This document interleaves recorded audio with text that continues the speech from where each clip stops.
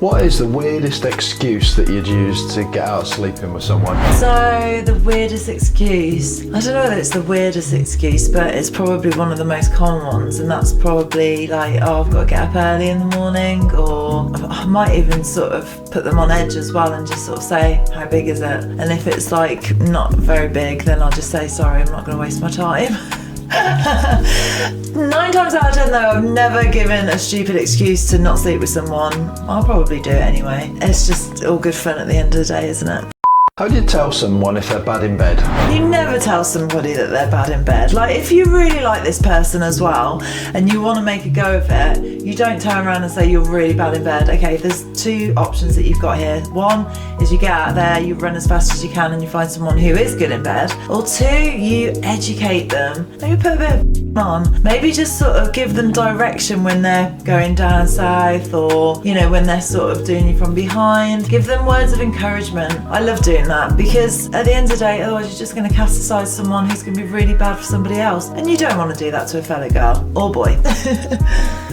Tell us your latest upload on Oh my god, so recently I borrowed a machine off a friend of mine and took it away with me to do some solo content, because I wanted somewhere different, somewhere for me and my dog to just go and escape for a few days and just film some really amazing content. So I took this machine away with me, and I've got so many videos with that amazing machine contraption. It's fantastic. It's something that I will buy one day, I think, but at the moment, yeah, that would be one of the videos to go and ask for when you subscribe to my channel.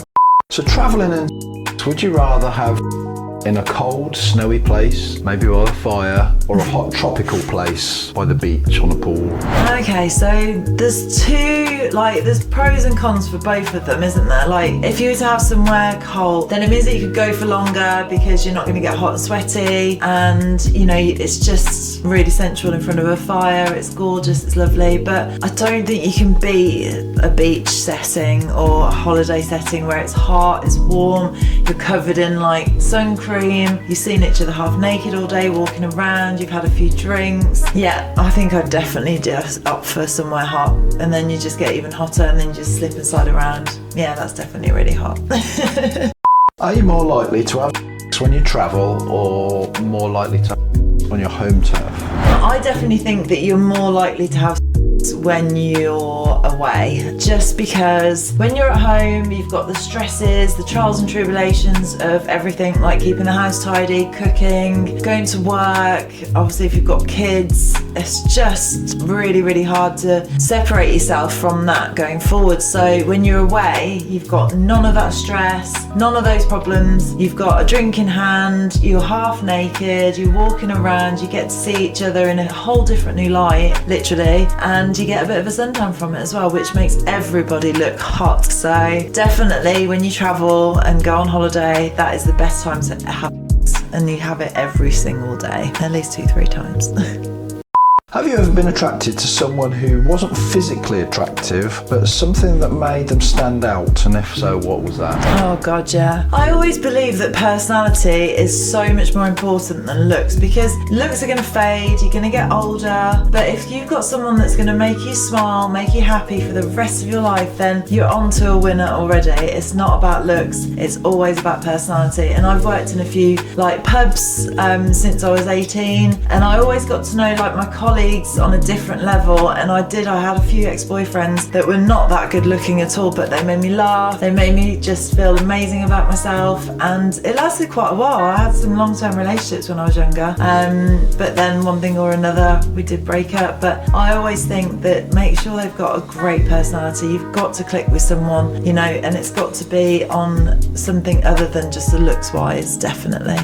Have you made any friends during your career? I have, yes. I've made a lot of really, really good friends. Elena's one of them, and I count her as a really close friend. It's just great to have somebody in the industry that you can talk to. It can get really lonely, you know, filming and doing all this sort of stuff on your own. She lives not far away from me as well, which is amazing. So we do meet up quite a lot and just sort of go through the good times and the bad times of being a content creator. And there's also a few others as well that I'm sure you'll see pop up on my Instagram feed. And yeah, I've made some really good friends doing this job. What would a man need to do to ensure that you have on the first date? Buy me a bottle of wine. No, I think you just know whether you've got that connection there or not. And if it's the first date, second date, third date, it doesn't matter. Like, you might as well get it out of the way, because if they're not going to be, they might be really good and you might click with them on a personal level, but what if you don't click with them in the bedroom? Like, that is a big important part of a relationship. I always say it's like 80% of a relationship. If you haven't got that, if you lose that spark, then you're on the road to disaster, I'm afraid. So yeah, why not? Just do it. If you like them, they like you, just get on with it. It's more fun that way.